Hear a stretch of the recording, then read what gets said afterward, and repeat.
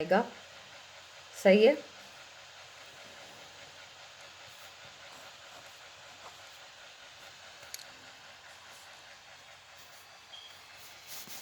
Journal physical examination, इसमें क्या क्या आ जाएगा आपने क्या ये पॉइंट याद रखना है। चेक ऑल्ट,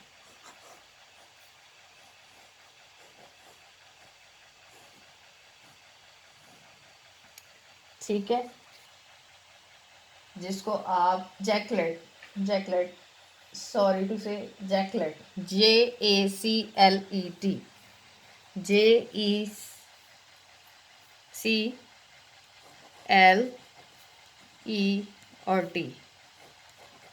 जैकलेट,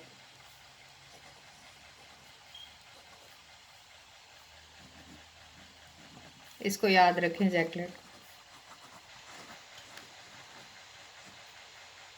जैकलेट, इससे आपको क्या पता चला?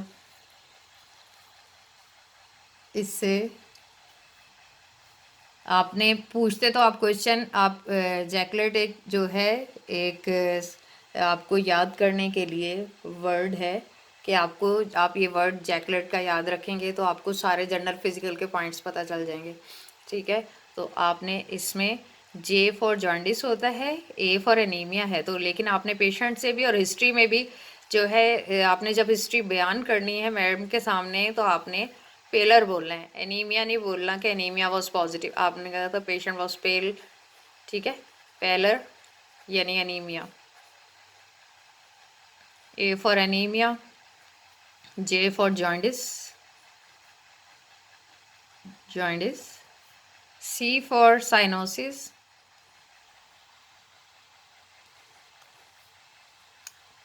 और C जो है अगर पेशेंट एनीमिक है तो तब आपने क्लोनिकिया को चेक करना है, अगर तो एनीमिया का केस लग रहा है।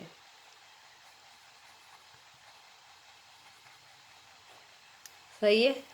और L for superficial lymph node, L for lymph node, जो कि हमें पता है कि एग्जामिनेशन में हम डीप लिम्फ नोड चेक नहीं करते, जर्नल फिजिकल एग्जामिनेशन में सुपरफिशियल लिम्फ नोड्स करते हैं।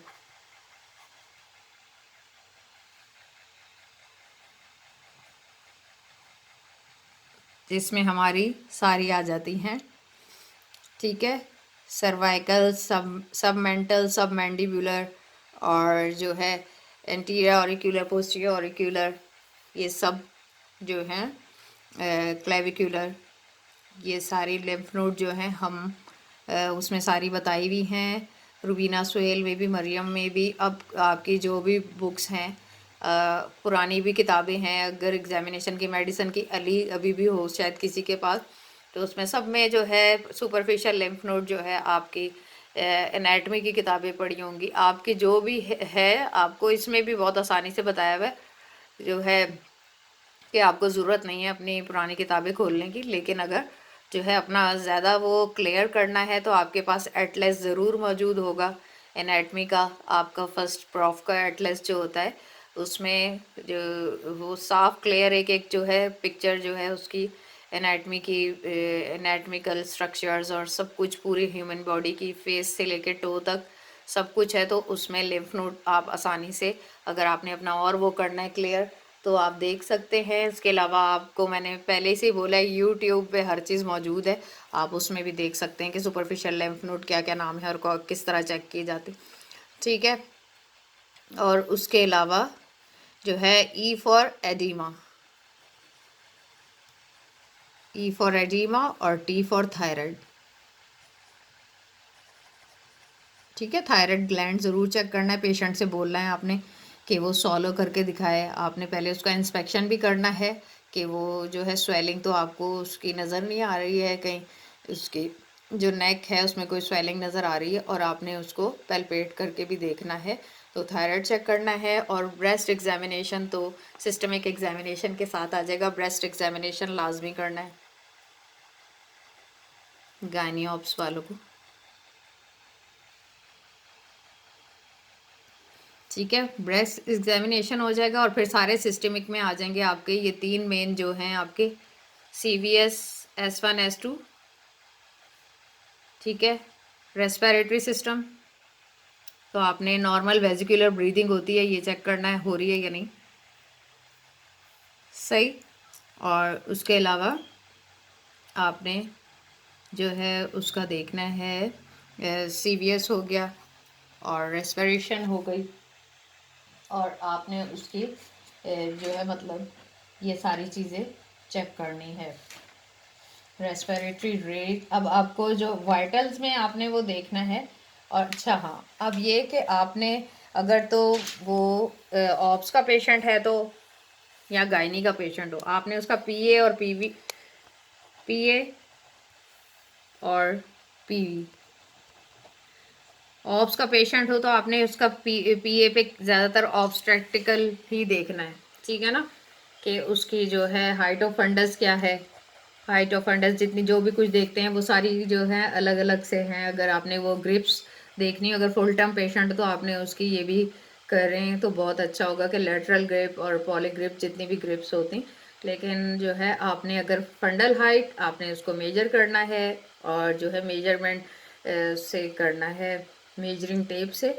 और उसके अलावा आपने उसका, अगर वो गायनी पेशेंट है, अगर ऑप्स पेशेंट है तो उसकी पीवी ना करें ना उसका पीएस करें, जब तक कि उसको कोई गायनी की कंडीशन साथ रिलेटेड पेशेंट बता ना दे। तो आपने जो है उसका पीवी और पर्ट स्पेकुलम एग्जामिनेशन, ठीक है, ये दोनों आपने करने हैं पेशेंट के।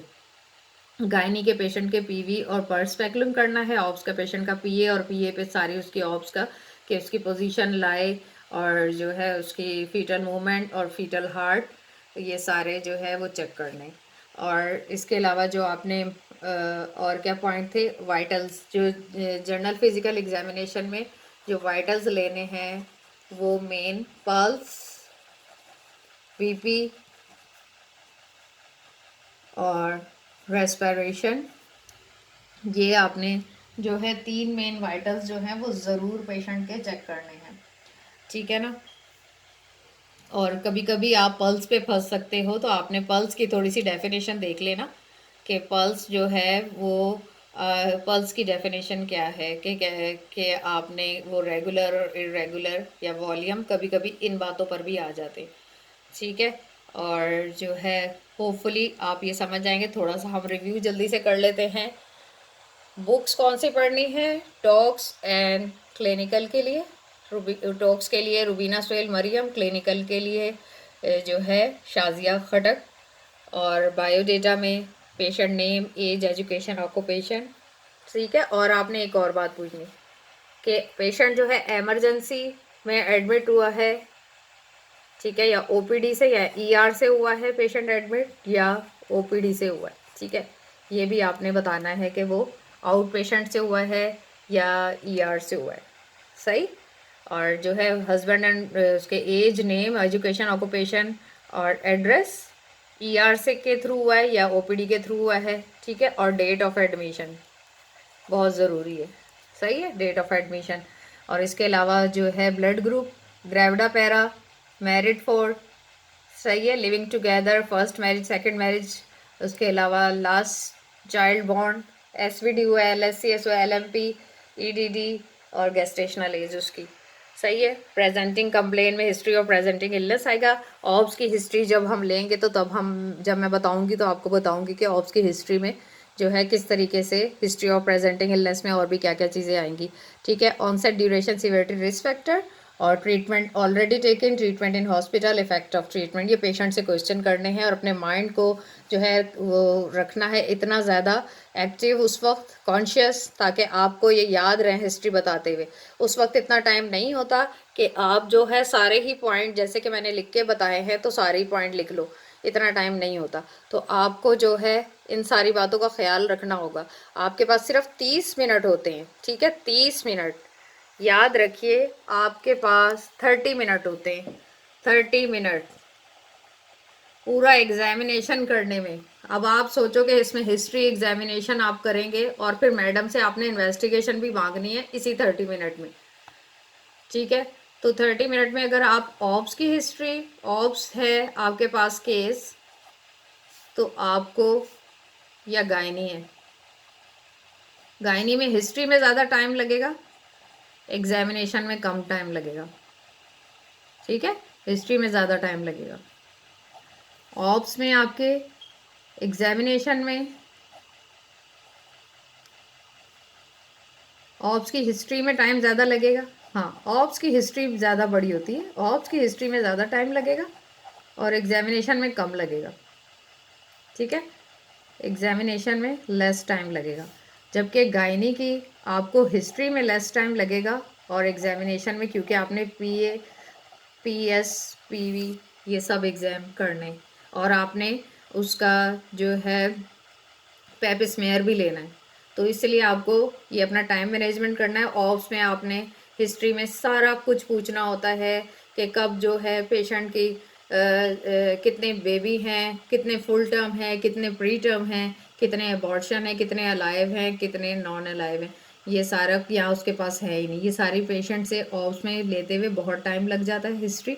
और जो है उसके अलावा जो एग्ज़ामिनेशन है, ज़्यादातर पीए ही, ऑप्स के पेशेंट का पीए एग्जामिनेशन ज़्यादा मैटर करता है। बाकी जर्नल फिजिकल दोनों पेशेंट का एक ही एग्ज़ाम होता है, जर्नल फिजिकल एग्जामिनेशन वाइटल एक ही लेने होते हैं। ठीक है, और जैकलेट को याद रखें आप। सही, उसके अलावा आपने जो है उसके सिस्टमिक एग्जामिनेशन में आपके आ जाएगा सीवीएस और रेस्पिरेशन आ जाएगा, और न्यूरोलॉजिकल के वो जो है पेशेंट वेल ओरिएंटेड है या नहीं है। ठीक है, और उसके अलावा आपकी जो है ऑप्स हिस्ट्री, अगर आपने ऑप्स का पेशेंट है आपके पास, पहले ऑप्स हिस्ट्री लें। ठीक है, ऑप्स का पेशेंट है तो आपने हर चीज़ से पहले उसकी ऑप्स हिस्ट्री लेनी है, बायोडेटा के बाद ऑप्स हिस्ट्री शुरू कर दें, क्योंकि फिर आपको बार बार आप हिस्ट्री और प्रेजेंटिंग इलनेस में एडिशन करोगे तो टाइम लग जाएगा।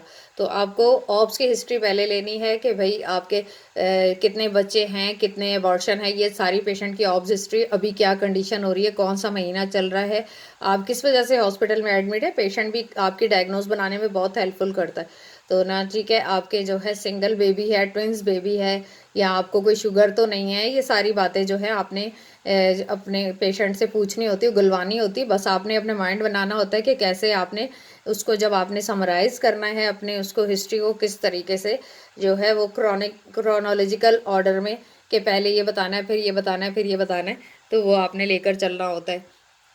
अगर ऑप्स के पेशेंट है आपके पास, जल्दी से पहले ऑप्स हिस्ट्री लें, ताकि आपको हिस्ट्री और प्रेजेंटिंग इलनेस लिखने में आसानी हो जाएगी या याद रखने में आसानी हो जाएगी।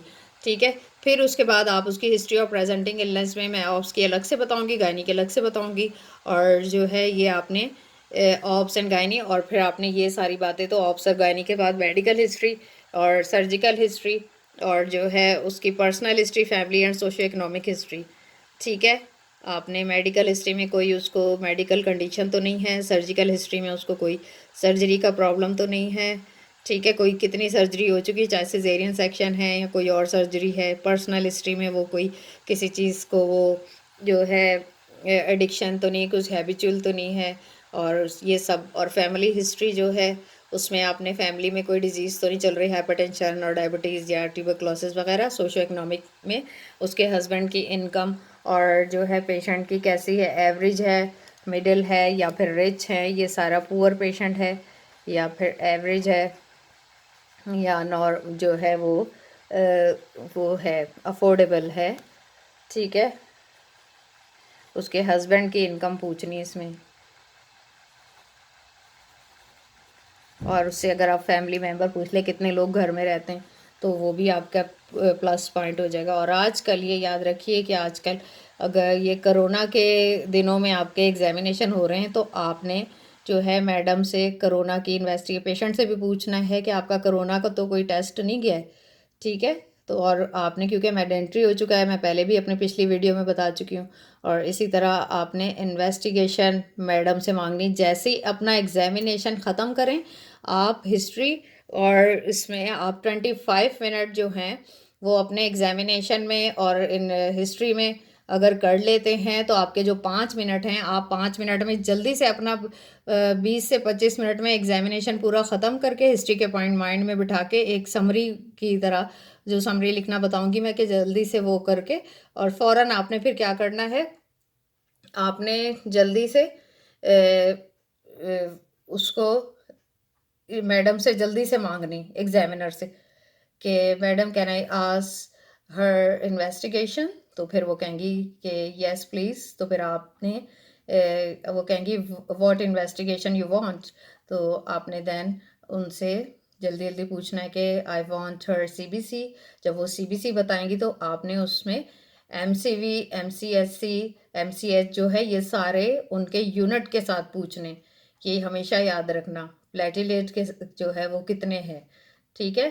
और जैसे एच बी है तो एच बी आपने उसके I want to ask her haemoglobin gram per decilitre, इस तरह बोलेंगे तो जो है उसके जो एग्जामिनर है आपका बहुत अच्छा इफेक्ट पड़ेगा, बहुत अच्छा इफेक्ट पड़ेगा अगर आपने यूनिट के साथ उनसे पूछे, ठीक है ना। और कोविड का टेस्ट पूछ लिया तो और प्लस पॉइंट हो जाएंगे, ठीक। इन सब के साथ आपने यूनिट्स लगा के ज़रूर पूछना है। और यूरिन एनालिसिस पूछना है तो आपने उसमें ये उसकी माइक्रोस्कोपी, बायोकेमिस्ट्री, ये सारे सवाल ये आगे जाके मैं बताऊंगी, एक एक इन्वेस्टिगेशन की वीडियोस बनाएंगे आपके लिए। तो आप ये सब जो हैं इन चीज़ों को याद रखें, ज़हन नशीन कर लें, ये आपके मेन है। और आप जो है शाजिया खट्टक को लाजमी आप पढ़ें कि उन्होंने भी इसी तरीके से बार बार एक एक कंडीशन, उन्होंने एक एक टॉपिक जो दिया है तो उसकी उन्होंने अगर IUGR दिया है या डायबिटीज़ दिया है, हाइपरटेंशन दिया है, तो सब में, सब के शुरू में आपको आप कहेंगे क्या ये रिपीट किया हुआ है, ये रिपीट किया हुआ ही आपके जो है दिलो दिमाग में बैठ जाएगा कि आपने बायोडेटा में क्या क्या पूछना है। बार बार उनके हर पेज पे हर जो है, अगर उन्होंने हाइपरटेंशन के बारे में बताया है पूरा उन्होंने टॉपिक अपना, और हिस्ट्री, एग्जामिनेशन मैनेजमेंट तक सब कुछ है, तो और जो है वाइवा क्वेश्चंस भी उसमें दिए हुए, तो आपको उन्होंने आखिर तक जो है हर टॉपिक में आपको बायोडेटा नज़र आएगा।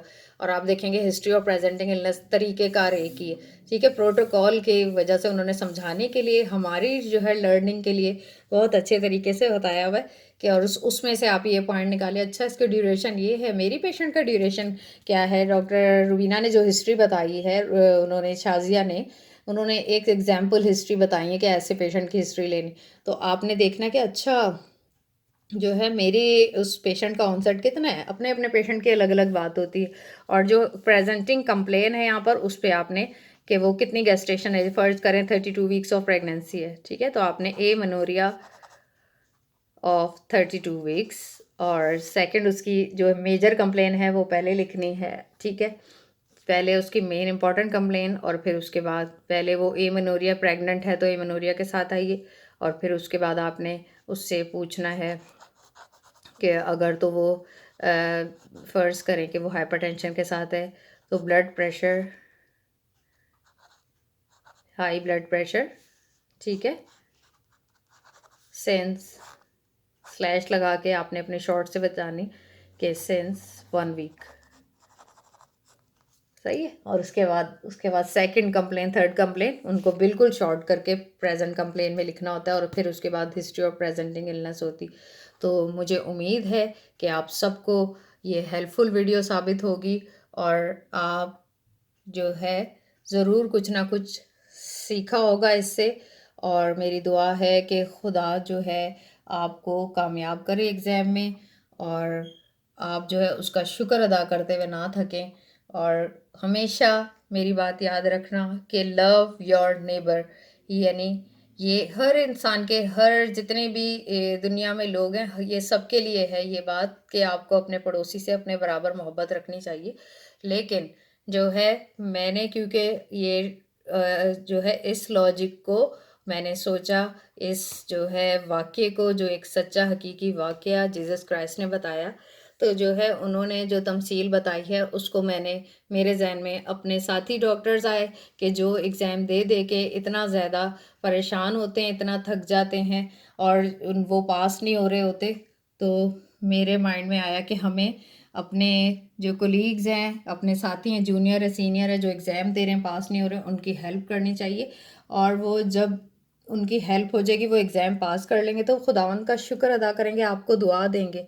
दुआ से बढ़कर कोई भी दुनिया में जो है बात नहीं होती है। और किसी का भला हो जाए, ये बहुत बड़ा नेकी का काम है, और किसी के ज़ख्मों पर मरहम रखने की तरह है बिल्कुल। अगर आप अपने डॉक्टर्स कम्युनिटी पे रहम करें, उनको आप अच्छी तरह गाइड कर लें, ठीक है, तो बहुत अच्छा हो जाएगा। और वो हमेशा आपको अपनी दुआओं में याद रखेंगे, और जो है उनके ज़रिए वो ख़ुद भी वो सीखेंगे भी, वो अच्छी तरह सीखेंगे। अगर उनको नहीं आते ये पॉइंट तो वो अच्छी तरह उनको सीखेंगे, वो अपनी तैयारी करके जाएंगे, वो एग्ज़ाम पास कर लेंगे, तो वो पेशेंट की भी सेफ्टी हो जाएगी, उसकी अपनी प्रैक्टिस भी अच्छी हो जाएगी, तो सब कुछ अच्छा हो जाएगा। तो आप इन बातों को ज़रूर जो है वो अपना रूटीन बनाएं कि हमने अपने पड़ोसी से अपने बराबर मोहब्बत रखनी है।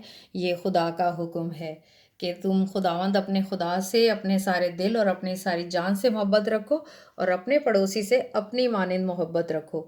तो यही है अपने पड़ोसी से मेडिकल फील्ड में मोहब्बत इसी तरह दिखाई जा सकती है कि आप उसकी पढ़ाई में, उसके एग्ज़ाम क्लियर करवाने में उसकी हेल्प करें, उसको पॉइंट्स बताएं, उसको टिप्स बताएं, ताकि उसके ज़हन नशीन हो जाए और वो कभी ना भूले और वो एग्ज़ाम क्लियर कर ले। God bless you all. और जो है आप मेरी मज़ीद कोई भी क्वेश्चन हो आप कर सकते हैं, कुछ समझ में नहीं आया हो आप पूछ सकते हैं कमेंट सेक्शन में, और आप मेरी मज़ीद वीडियो देखेंगे जो आपके लिए हेल्पफुल साबित होंगी। और मैंने जो अपनी वीडियो हैं लव योर नेबर और आगे ऑप्शन गायनी जो है FCPS MCPS के लिहाज से इस तरह से लिखे हुए हैं अपनी। तो आपने जो भी लव योर नेबर वाली मिले तो आप सोच लें कि आपने अपने पड़ोसी से अपनी मानिंद मोहब्बत रखनी है, अपने डॉक्टर से अपनी मानिंद मोहब्बत रखनी है। आप कामयाब हैं, आप दूसरों की भी कामयाबी चाहें कि कोई किसी की जगह नहीं लेता, कोई किसी की सीट नहीं लेता, सबको खुदा जो है ब्लेस करता है। आपने अपनी नीयत अच्छी रखनी, नीयत अच्छी काम आसान। ठीक है, गॉड ब्लेस यू। खुदा आप सबके साथ हो, आमीन।